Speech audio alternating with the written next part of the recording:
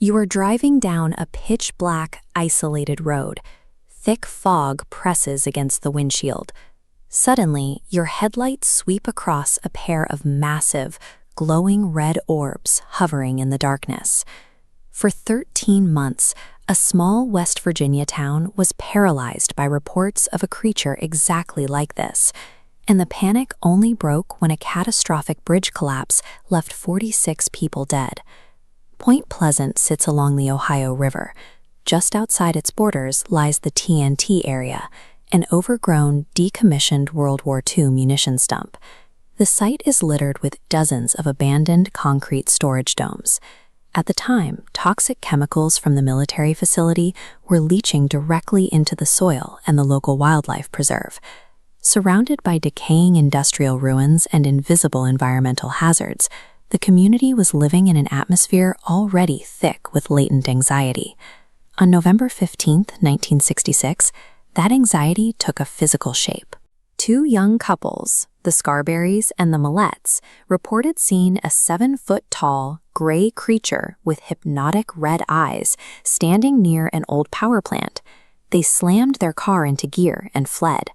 Witnesses claimed the creature pursued them down the highway at speeds topping 100 miles per hour, gliding effortlessly above their vehicle without flapping its wings. When they reached the local sheriff's office, deputies noted their pale, trembling state. These were ordinary locals with no obvious motive to orchestrate a hoax.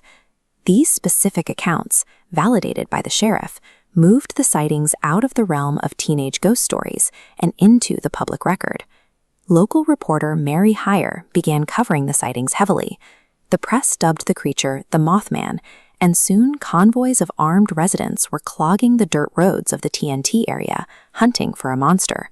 Wildlife biologist Dr. Robert L. Smith offered a much simpler, grounded explanation. This photograph shows a typical sandhill crane.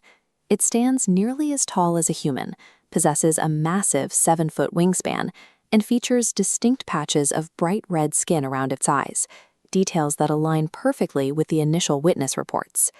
This biological identification had no effect on the local panic.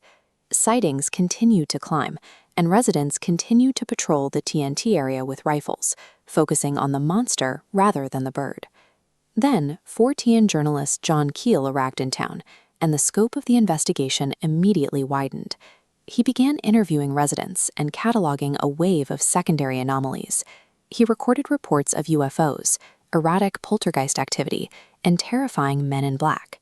He proposed the ultra-terrestrial hypothesis. In his view, the creature wasn't an alien or an animal, but a projection from a neighboring frequency of reality. Fueled by Keel's theories and the lingering paranoia of the Cold War, Point Pleasant found itself gripped by a sprawling, self-sustaining social contagion. On the evening of December 15, 1967, the Folklore abruptly stopped.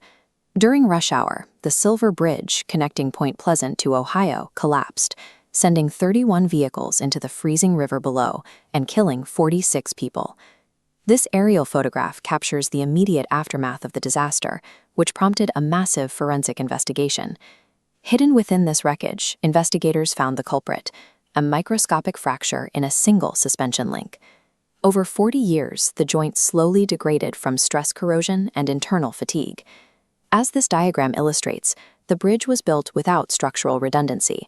When that single joint snapped, the entire structure immediately lost tension, causing a rapid, unpreventable collapse. In a bitter twist of timing, the Mothman sightings completely ceased on the exact day this purely mechanical, scientifically verifiable failure occurred. Forensic engineering proves there is absolutely zero physical connection between the creature sightings and the collapse of the Silver Bridge. However, in 1975, John Keel published The Mothman Prophecies. The book bound the two events together in the public imagination, framing the creature as a supernatural harbinger of the disaster. When a community loses 46 lives to an invisible, random speck of rust, the chaos is almost impossible to process. Believing in a supernatural warning provides a narrative structure that makes the senseless feel meaningful.